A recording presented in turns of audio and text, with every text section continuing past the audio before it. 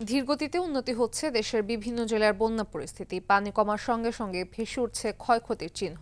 নোয়াখালীতে বন্যা পরিস্থিতির উন্নতি হলেও এখনও পানিবন্দী আছে প্রায় 18 লাখ মানুষ। জেলায় বন্যায় মৃত্যু হয়েছে 11 জনের। খাদ্য ও বিশুদ্ধ পানির সংকটের পাশাপাশি দেখা দিয়েছে ডায়রিয়া, কলেরা সহ নানা পানিবাহিত রোগ। এখনও পানিবন্দী থাকায় মানবেতর জীবনযাপন করছেন ফেনীর দাগনভূঞার বাসিন্দারা। জেলায় এখন পর্যন্ত বন্যায় 25 জনের মৃত্যু হয়েছে। গবাদি পশু মারা গেছে 4 লাখ, সাপের কামড়ে আহত হয়েছে 50 জন। কুমিল্লায় বন্যার পানি কমায় বাড়িঘরে ফিরছেন বানভাসীরা। তবে পানি কমে যাওয়ায় ভেসে উঠছে বন্যার ভয়াবহ ক্ষতগুলো। গোমতীর ভাঙনে বুড়িচং উপজেলায় বেড়িবাঁধ সংলগ্ন অন্তত 6টি গ্রামে ব্যাপক ক্ষতি হয়েছে। দীর্ঘদিন পানি নিচে থাকায় নষ্ট হয়ে গেছে ঘরের মালামাল। আবহাওয়া শুষ্ক থাকায় লক্ষ্মীপুরে বিভিন্ন এলাকায় পানি কমতে শুরু করেছে। তবে পানি কমলেও দুর্ভোগে দিন পার করছেন জেলার 10 লাখ মানুষ।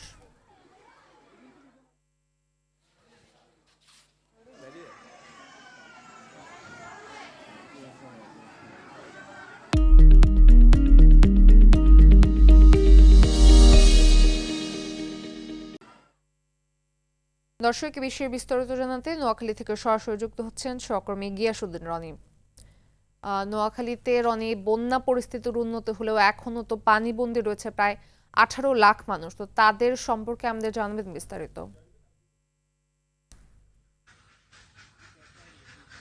ফাতিমা, আপনি যেমনটি জানাচ্ছিলেন, নোয়াখালী জেলা প্রশাসন সর্বশেষ যে তথ্য জানিয়েছে সেখানে বলা হয়েছে যে নোয়াখালীতে বন্যায় এখন পর্যন্ত 11 জনের মৃত্যু হয়েছে। এখনো 18 লক্ষ মানুষ পানিবন্দী রয়েছে। তবে এখানকার স্থানীয় মানুষ গত 50 বছরও এমন ভয়াবহ বন্যার মুখোমুখি হয় নাই।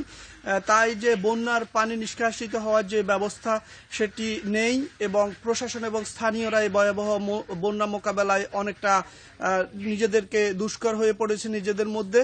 আর যেই নোয়াখালীর যে উপকূলীয় যে এলাকাগুলো আছে এবং যে নির্মাঞ্চলীয় যে এলাকাগুলো আছে, বিশেষ করে সোনাইমুড়ি, সেনবাগ, বেগমগঞ্জ, কবিরহাট সদর, পূর্বাঞ্চল, এই এলাকাগুলোতে এখনো কিন্তু কোথাও কোথাও হাঁটু পরিমাণ পানি, কোথাও হাঁটুর নিচে পানি রয়েছে। সেক্ষেত্রে এই পানি থাকার কারণে এখন কিন্তু বন্যা তাদের যে পানিবন্দী হওয়ার সময় এটা কিন্তু দীর্ঘায়িত হচ্ছে। নোয়াখালীতে গত 5 দিন রৌদ্রোজ্জ্বল আবহাওয়া বিরাজ করলেও কিন্তু পানি কমছে খুবই ধীরগতিতে। স্থানীয়রা এই জন্য দুষছে যে এখানকার যে পানি নিষ্কাশিত হওয়ার যে খাল, যে ড্রেনেজ ব্যবস্থা এগুলো দখল হয়ে গেছে এবং আধুনিক ড্রেনেজ ব্যবস্থা নেই বলেও স্থানীয়রা অভিযোগ করছে। এখন এখানকার বন্যা কবলিত মানুষগুলো খাদ্য সংকটে রয়েছে এবং বিশুদ্ধ পানির ব্যাপক সংকট দেখা দিয়েছে। এজন্য পানিবাহিত রোগ, ডায়রিয়া, কলেরা ব্যাপকভাবে বৃদ্ধি পাচ্ছে। 250 শয্যা বিশিষ্ট নোয়াখালী জেনারেল হাসপাতালের চিত্র যদি দেখা যায়, বলি আপনাদেরকে তাহলে, যে গত 11 দিনে প্রায় 1000-এর মতো মানুষ ডায়রিয়া আক্রান্ত হয়ে নোয়াখালী জেনারেল হাসপাতালে ভর্তি হয়েছে। এর মধ্যে 95 ভাগে কিন্তু শিশু ছিল।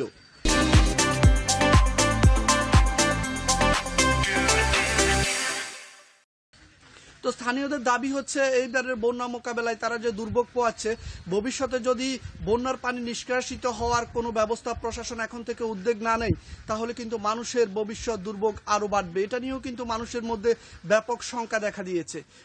ফাতিমা, এ ছিল আমার কাছে নোয়াখালীর বন্যা পরিস্থিতি নিয়ে সর্বশেষ। ধন্যবাদ।